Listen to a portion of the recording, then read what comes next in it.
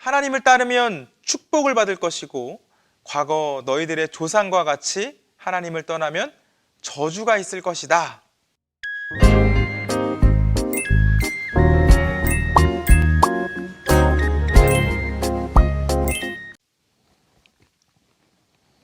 안녕하세요. 모세오경 11번째 강의 그리고 신명기 첫 번째 강의입니다. 모세오경의 마지막 책 이 신명기는 내용으로나 논리 구조로 볼 때 모세오경의 절정이며 결론입니다. 라틴어 성경에서 신명기는 듀테로노미움이라는 이름을 갖고 있습니다. 이 말은 본래 헬라어에서 왔는데 두 번째라는 뜻의 듀테로와 율법이라는 의미의 노미움이 결합되어 만들어진 단어입니다. 따라서 신명기는 두 번째 율법이라는 의미를 갖고 있음을 알 수 있습니다. 우리말 성경에서는 신명기라고 부르는데 이는 한자어입니다. 그런데 신명기를 한자로 쓸 때 이 첫 글자를 귀신신으로 아는 사람들이 있습니다. 이렇게 쓸 경우 이 신의 명령을 기록한 책이라는 뜻이 되기 때문에 매우 그럴듯해 보입니다. 그러나 신명기의 첫 글자의 정확한 한자는 거듭 또 되풀이하다라는 뜻이 담긴 거듭신, 되풀이할 신을 사용합니다. 따라서 신명기는 이 되풀이하다는 뜻의 신과 계명의 기록이라는 명기의 결합어이므로 말씀을 되풀이하여 기록한 책이라는 뜻을 갖고 있습니다.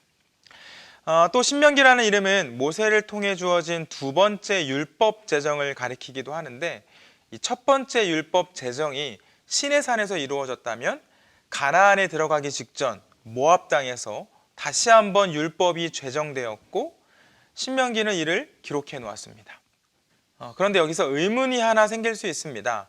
출애굽기에서 제정된 율법이 있는데 왜 또 율법을 제정했을까 하는 의문이죠. 그 이유는 민수기 강의에서도 말씀드린 것처럼 말씀을 듣는 청중이 9세대에서 신세대로 넘어갔기 때문입니다.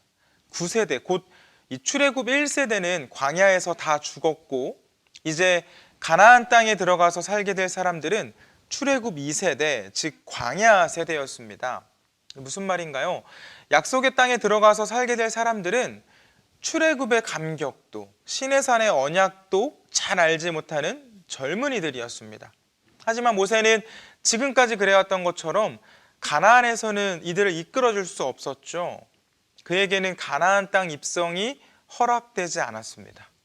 때문에 모세는 광야 세대가 이 고도로 발달한 그 문명의 땅인 가나안에 들어가서 살게 되었을 때 그 땅 문화에 쉽게 유혹되고 또 동화될 것을 걱정했고 그래서 죽기 전 자신의 유언과도 같은 3번의 설교를 통해 하나님의 뜻과 마음을 전했습니다. 곧 이집트에서부터 이스라엘을 이끌었던 모세가 이제는 더 이상 함께할 수 없는 이 후손들에게 너희들이 가나안 땅에 들어가거든 이렇게 살아라 라고 말했다는 것인데 그 내용을 살펴보면 하나님을 기억하며 살 것을 말하며 창세기에서부터 민수기에 이르기까지 모든 율법을 반복해서 설명합니다. 모세는 자신이 죽기 전 이 후손들에게 출애굽의 감격과 시내산 언약의 거룩한 뜻을 알리고 가르치고자 했습니다. 뿐만 아니라 왜 그들이 약속의 땅에 바로 들어가지 못하고 광야에서 40년을 방황해야 했는지 또 이 땅까지 자신들을 인도해 주신 분이 누구인지를 알려주어야 했습니다. 광야 세대는 이제 전쟁을 앞두고 있었고 전쟁에서 승리하고 그 땅을 차지한 후에는 타락한 그리고 음란한 문화와 이방의 우상 문화가 기다리고 있었기 때문입니다. 그래서 모세는 부모 세대의 실패한 역사를 가르쳐주며 어떤 상황에서도 하나님 앞에 철저한 순종의 중요성을 상기시켜 주었습니다. 하나님을 따르면 축복을 받을 것이고 과거 너희들의 조상과 같이 하나님을 떠나면 저주가 있을 것이다. 말씀드린 것처럼 신명기는 약속의 땅 앞에서 선포된 모세의 고별 설교입니다. 구조를 살펴보면 1장에서 4장까지는 모세의 첫 번째 설교이며 하나님께서 하신 일들에 대해서 기록해 놓았습니다. 지난 역사를 회고하는 장면들이 여러 차례 기록되어 있죠. 이어서 5장에서 26장까지는 두 번째 설교로 하나님께서 이스라엘에게 기대하시는 일을 기록해 놓았습니다. 주로 언약을 준수할 것을 권면하는 내용입니다. 여기서 12장에서 26장은 신명기 법전이라고 불리는데, 신명기에서 가장 핵심적인 부분이며 하나님의 백성들이 준수해야 할 그런 핵심적인 율법들을 다루고 있습니다. 마지막으로 27장에서 30장은 모세의 세 번째 설교이며 가나안 땅에 들어간 후에 지켜야 할 신앙에 대해서 가르쳐주고 있습니다. 하나님 말씀에 순종하면 들어가도 복을 받고 나가도 복을 받는다는 그러한 내용과 함께 저주의 말씀도 포함되어 있습니다.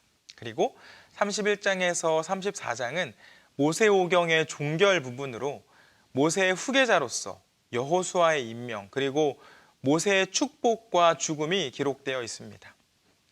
이제 오늘 강의 남은 시간과 다음 강의를 통해 신명기의 주요 본문들을 살펴볼 텐데, 이 주요 본문들을 하나씩 살펴보다 보면 하나님께서 모세의 입술을 통해 주신 말씀은 결국 하나님 사랑과 이웃 사랑이라는 것을 느낄 수가 있습니다.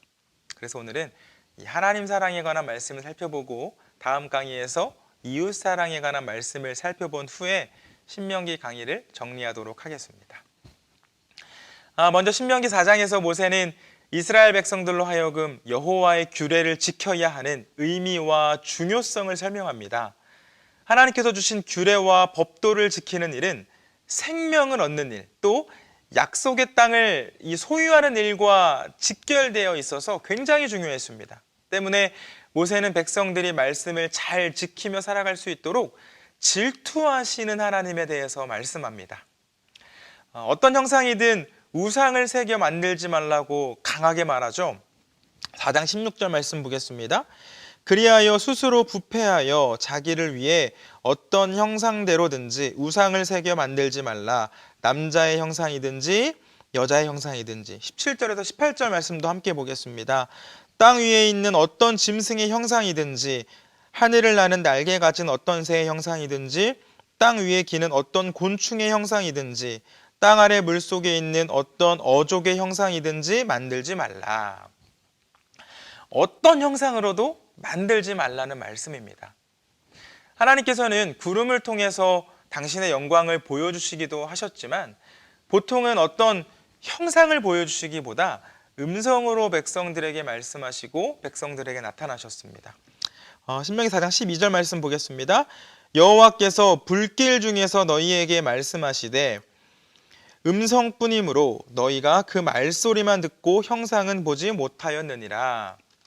36절 말씀도 보겠습니다.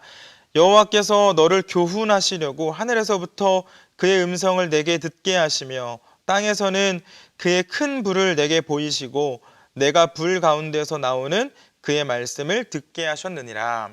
아멘. 성경을 보면 하나님께서는 언제나 보이시는 분이 아니라 말씀하시는 분이셨습니다. 그렇게 하나님께서는 모세의 입술을 통해 눈으로 보고 믿는 신앙이 아닌 귀로 듣고 따르는 신앙을 말씀하십니다. 반면 이들이 발을 들어놓게 될 땅, 이 가나안은 우상 문화가 지배하는 곳이었습니다. 많은 사람들이 곳곳에서 다양한 형상들을 만들어 놓고 신으로 섬겼습니다. 그렇게 하나님께서는 이스라엘이 가나안에 들어가 이 우상 숭배 문화에 동화되어서 하나님이 아닌 이방의 우상들을 섬기는 것을 경계하셨고, 모세를 통해 말씀 중심으로 살아갈 것을 권면하셨습니다. 신약 성경에도 보면 예수님께서도 이와 비슷한 말씀을 하신 적이 있습니다. 도마는 이 부활하신 예수님을 의심하면서 예수님 몸에 생긴 못자국에 손을 넣어보지 않으면 믿지 않겠다라고 말합니다. 그때 예수님께서는 도마에게 자신의 옆구리에 손을 넣어보라고 하시면서 말씀하셨습니다. 요한복음 20장 29절입니다. 예수께서 이르시되 너는 나를 본고로 믿느냐? 보지 못하고 믿는 자들은 복되도다 하시니라. 아멘. 여러분, 하나님은 보이지 않는 분이시죠. 그렇게 우리는 하나님께서 주신 말씀으로 하나님을 보고 믿고 또 하늘을 소망합니다. 그래서 때때로 하나님을 향한 믿음이 약해질 때도 있고 의심스러운 순간들도 찾아옵니다. 그러나 하나님께서는 언제나 우리에게 말씀으로 찾아오시는 분임을 잊지 않고 기억해서 눈에 보이는 우상들, 우리 눈에 좋아 보이는 그런 어떤 것들을 쫓아 살아가는 것이 아니라 세미하게 주시는 하나님의 말씀에 귀를 기울이고 믿음의 눈을 들어 약속의 땅인 그러한 하늘의 삶을 누리는 그런 우리들이 되면 좋겠습니다. 다음으로 살펴보실 말씀은 신명기에 나오는 십계명 말씀입니다. 강의 초반에 말씀드린 것처럼 신명기 5장에서 25장은 모세의 두 번째 설교에 속한 부분으로 5장에서 11장까지는 하나님과 이스라엘이 맺은 그 언약에 관한 이야기가 기록되어 있는데 5장에서는 십계명을, 그리고 6장에서부터 11장까지는 십계명의 내용 가운데 가장 으뜸인 하나님 외에는 다른 신이 없다는 가르침을 풀어서 설명하고 있습니다. 여러분들도 아시는 것처럼 구약 성경에서 십계명은 두 번 등장합니다. 먼저는 출애굽기 20장에서 소개되었고, 그리고 신명기 5장에서 한 번 더 소개됩니다. 그런데 이 두 십계명을 비교해서 보면 내용이 살짝 다릅니다. 왜 그럴까요? 저도 왜 이 두 십계명이 다르지? 라는 의문이 있었는데 한 학자가 명쾌한 해석을 했습니다. 바로 이 신명기의 십계명은 출애굽기 십계명의 개정판이라는 해석입니다. 십계명을 듣는 청중이 달랐기 때문에 청중에 맞게 개정되었다는 것이죠. 출애굽기의 십계명은 이 출애굽 1세대와 맺은 것이고, 신명기의 십계명은 출애굽 2세대, 곧 광야 세대와 새롭게 맺은 언약이었는데 하나님께서는 광야 세대에 맞게 십계명을 조금 수정해 주셨습니다. 그렇다면 두 십계명은 어떤 차이가 있을까요? 먼저 5계명부터 살펴보겠습니다. 출애굽기 20장 12절입니다. 내 부모를 공경하라. 그리하면 내 하나님 여호와가 내게 준 땅에서 내 생명이 길리라. 그리고 신명기 5장 16절입니다. 너는 내 하나님 여호와께서 명령한 대로 내 부모를 공경하라. 그리하면 내 하나님 여호와가 내게 준 땅에서 내 생명이 길고 복을 누리리라. 아멘. 5계명은 신명기에서 조금 더 길어졌음을 볼 수 있습니다. 9계명도 살펴보겠습니다. 출애굽기 20장 16절입니다. 내 이웃에 대하여 거짓 증거하지 말라. 그리고 신명기 5장 20절입니다. 내 이웃에 대하여 거짓 증거하지 말지니라. 이 두 문장은 한국말로 볼 때는 큰 차이가 느껴지지 않지만 원어인 히브리어가 다르게 사용되었습니다. 출애굽기에서 이 거짓이라는 단어는 샤케르라는 단어가 사용되었다면 신명기에서는 샤베라는 단어가 사용되었습니다. 십계명도 보겠습니다. 출애굽기 20장 17절입니다. 내 이웃의 집을 탐내지 말라. 내 이웃의 아내나 그의 남종이나 그의 여종이나 그의 소나 그의 나귀나 무릇 내 이웃의 소유를 탐내지 말라. 이번에는 신명기 5장 21절입니다. 내 이웃의 아내를 탐내지 말지니라. 내 이웃의 집이나 그의 밭이나 그의 남종이나 그의 여종이나 그의 소나 그의 나귀나 내 이웃의 모든 소유를 탐내지 말지니라. 아멘. 역시나 조금 달라진 게 눈에 보이시죠? 정리하면 5계명의 경우 출애굽기보다 신명기에 단어가 조금 더 추가되었고, 9계명은 거짓에 해당하는 히브리어 단어가 바뀌었고, 10계명은 이웃의 아내와 이웃의 집의 순서가 바뀌어 있는데 이는 여성이 이전보다 더 높게 평가되고 있음을 짐작할 수 있습니다. 그런데 이 정도의 차이만 있다면 굳이 이 강의 시간에 다루지 않겠죠. 세 계명이 차이는 있지만 큰 차이는 없습니다. 비슷합니다. 하지만 4계명은 분명하게 다른 것을 볼 수 있습니다. 출애굽기 20장 8절에서 11절 말씀입니다. 안식일을 기억하여 거룩하게 지키라. 엿새 동안에 힘써 내 모든 일을 행할 것이니라. 일곱째 날은 내 하나님 여호와의 안식일인즉 너나 내 아들이나 내 딸이나 내 남종이나 내 여종이나 내 가축이나 내 문 안에 머무는 객이라도 아무 일도 하지 말라. 이는 엿새 동안에 나 여호와가 하늘과 땅과 바다와 그 가운데 모든 것을 만들고 일곱째 날에 쉬었음이라. 그러므로 나 여호와가 안식일을 복되게 하여 그날을 거룩하게 하였느니라. 아멘. 그리고 신명기 5장 12절에서 15절 말씀도 보겠습니다. 내 하나님 여호와가 내게 명령한 대로 안식일을 지켜 거룩하게 하라. 엿새 동안은 힘써 내 모든 일을 행할 것이나 일곱째 날은 내 하나님 여호와의 안식일인즉 너나 내 아들이나 내 딸이나 내 남종이나 내 여종이나 내 소나 내 나귀나 내 모든 가축이나 내 문 안에 유하는 객이라도 아무 일도 하지 못하게 하고 내 남종이나 내 여종에게 너같이 안식하게 할지니라. 너는 기억하라. 내가 애굽 땅에서 종이 되었더니 내 하나님 여호와가 강한 손과 편팔로 거기서 너를 인도하여 내었나니 그러므로 내 하나님 여호와가 내게 명령하여 안식일을 지키라 하느니라. 아멘. 우리에게 더 익숙한 계명은 출애굽기의 계명이죠. 찬송가 뒤에 나와 있고 그래서 우리가 외우는 계명은 출애굽기의 10계명입니다. 그런데 이 두 계명을 보면 안식일 준수에 대한 내용이 수정되었음을 알 수 있습니다. 출애굽기에서는 하나님의 창조 사건을 안식일의 근거로 제시하고 신명기는 그 근거를 하나님의 구원 사건, 곧 출애굽 사건으로 제시합니다. 조금 더 쉽게 말씀드리면 출애굽기에서는 하나님께서 일곱째 날에 쉬셨으니 일곱째 날이 안식일이다. 너희도 쉬어야 한다 라고 말씀했다면 신명기에서는 출애굽을 시켜주었으니 안식일을 지켜라. 너희들이 종되었던 때를 기억해봐라. 그때 얼마나 쉼이 필요했니? 라고 말씀하고 있습니다. 곧 출애굽기에서는 신학적인 이유로 안식일을 지킬 것을 말씀하셨습니다. 창조주 하나님의 창조를 기억하고 그 기억을 통해 하나님의 말씀에 순종하라고 하신 것이죠. 하지만 신명기에서는 사회학적인 이유로 안식일을 지키라고 하십니다. 지친 사람은 쉼이 필요하다는 것이죠. 때문에 구세주 하나님의 구원을 기억하고 그 기억을 통해 순종할 것을 말씀하셨습니다. 여러분, 광야에서는 모두가 같은 음식을 공평하게 먹었지만 가나안에서는 그렇지 않았습니다. 수고하고 땀 흘려서 먹어야 했고 빈부의 격차도 발생할 수 있었습니다. 그때 하나님께서는 하나님 사랑이 이웃 사랑으로 나타나길 원하셨습니다. 즉 나만 쉬는 것이 아니라 내게 속한 사람도 쉴 수 있도록 하셨다는 것이죠. 사람은 누구나 쉼이 필요합니다. 부자나 가난한 사람이나 모두 다 마찬가지입니다. 하나님께서 우리를 쉼이 필요하도록 만드셨기 때문입니다. 그래서 하나님께서는 이 안식일 제도를 통해 또 지난 레위기에서 배운 것처럼 희년 제도를 통해 연약한 사람들도 그리고 동물들도 땅도 모두 다 공평하게 쉴 수 있도록 하셨습니다.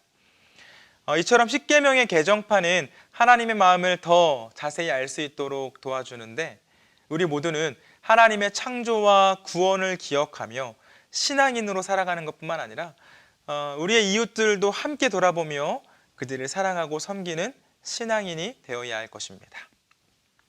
다음으로 살펴보실 본문은 신명기 6장 4절에서 5절 말씀입니다. 이 부분은 많은 사람들이 신명기의 핵심으로 꼽는 말씀이기도 합니다. 함께 읽어보겠습니다. 이스라엘아 들으라. 우리 하나님 여호와는 오직 유일한 여호와이시니 너는 마음을 다하고 뜻을 다하고 힘을 다하여 내 하나님 여호와를 사랑하라. 아멘. 이 말씀은 이스라엘의 신앙과 삶의 기초석이었고 역사의 주가 되신 그런 여호와와의 관계를 끊임없이 점검하는 다림줄이었습니다. 이 말씀은 아직도 이스라엘 민족을 지탱하는 말씀이며 이스라엘은 지난 3000년간 이 말씀으로 가정에서 신앙을 교육해 왔습니다. 이 말씀은 우리말로 번역된 성경보다는 히브리어로 살펴볼 때 조금 더 이해하기가 쉽고 또 다양하게 해석도 할 수 있는데 이스라엘아 들으라 라고 시작하는 이 말을 히브리어로 보면 쉐마 이스라엘로 들어라 이스라엘아 라는 뜻입니다. 또 우리 하나님 여호와는 오직 유일한 여호와이시니 라는 이 말을 히브리어로 하면 아도나이 엘로헤이누 아도나이 에하드가 되고 이 말은 여호와는 한 분이시다 또는 오직 여호와뿐이시다 라고 번역할 수 있습니다. 두 가지 의미로 해석할 수 있다는 것이죠.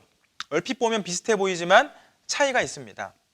전자로 해석할 경우 여호와의 단일성이 강조되는데 여호와 하나님을 자기 방식대로 변형하여 경배하는 곧 무분별하고 다양한 여호와 신앙에 대해서 경계하는 말씀으로 볼 수 있습니다. 여호와는 한 분이시다라는 것이죠.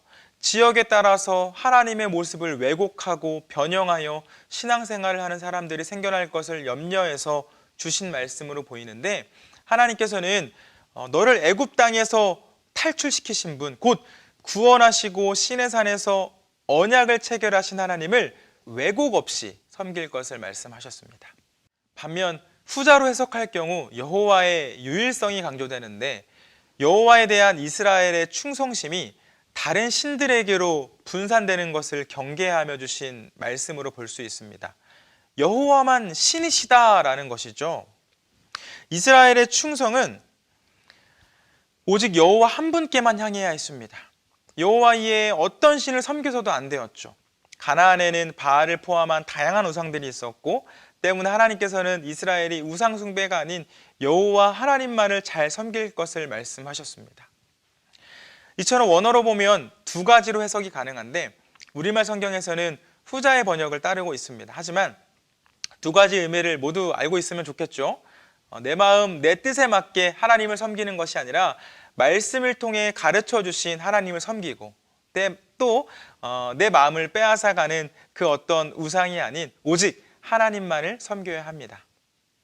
이 말씀은 신명기의 핵심과도 같은 말씀이라고 말씀드렸는데 이 말씀이 핵심이며 중요한 이유는 하나님을 사랑할 것을 명령하기 때문입니다.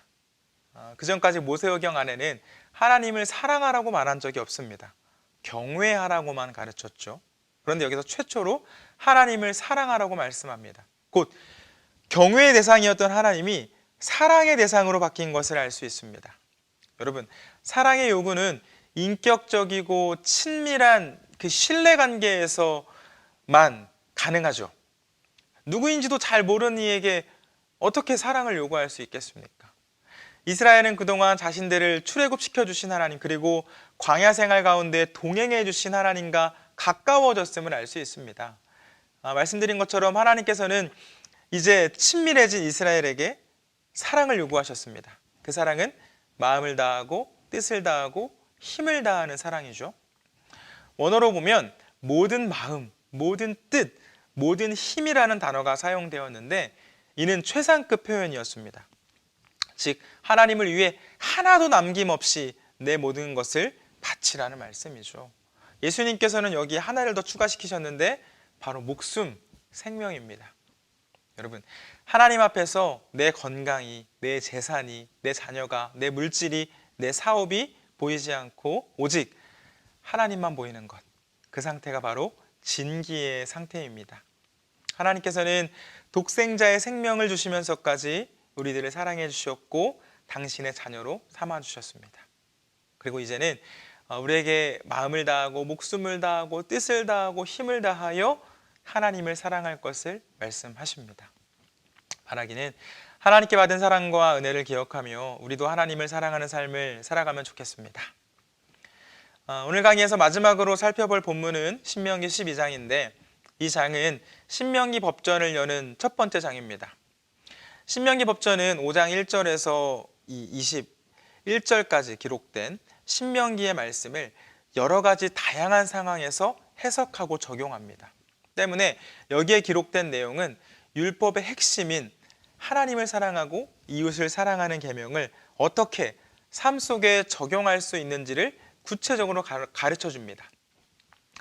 먼저 살펴볼 12장에서는 여호와 외에 다른 신을 섬기지 말라는 1계명과 너희를 위하여 새긴 우상을 만들지 말라는 2계명을 적용해서 설명하고 있는데 모세는 이스라엘이 장차 쫓아낼 민족들이 섬기던 그 신들의 제단들을 다 헐고 조각한 신상과 우상들을 꺾어버리라고 말합니다. 신명기 12장 2절에서 3절 말씀 보겠습니다. 너희가 쫓아낼 민족들이 그들의 신들을 섬기는 곳은 높은 산이든지 작은 산이든지 푸른 나무 아래든지를 막론하고 그 모든 것을 너희가 마땅히 파멸하며 그 제단을 헐며 주상을 깨뜨리며 아세라상을 불사르고 또 조각한 신상들을 찍어 그 이름을 그곳에서 멸하리라. 아멘. 그 후에 여호와가 택하신 장소에서 예배를 드리라고도 말하죠. 5절입니다. 오직 너희 하나님 여호와께서 자기의 이름을 두시려고 너희 모든 지파 중에서 택하신 곳인 그 계실 곳으로 찾아 나아가서. 즉 이스라엘은 이방인들과 같이 예배하는 것이 아니라 하나님께서 정하신 방법으로 예배하라는 말씀입니다.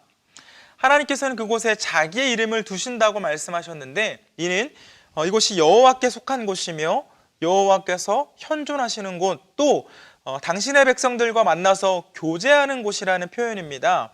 12장 13절에서 14절 말씀도 보겠습니다.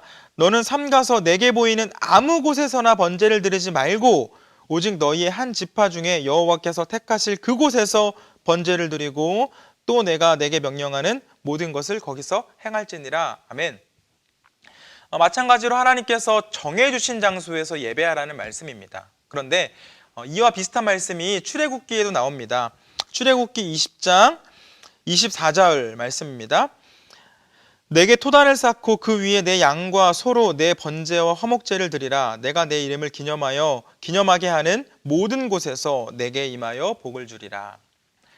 비슷해 보이긴 하지만 출애굽기에서 주신 말씀과 신명기에서 주신 말씀은 약간의 차이가 있습니다.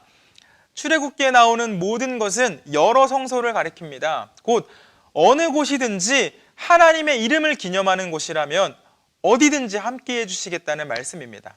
그런데 신명기에서는 이 예배의 장소를 한 성소로 제한시키셨고 시간이 흐른 뒤에는 예루살렘 성전이 이 한 성소의 역할을 감당하게 되었습니다.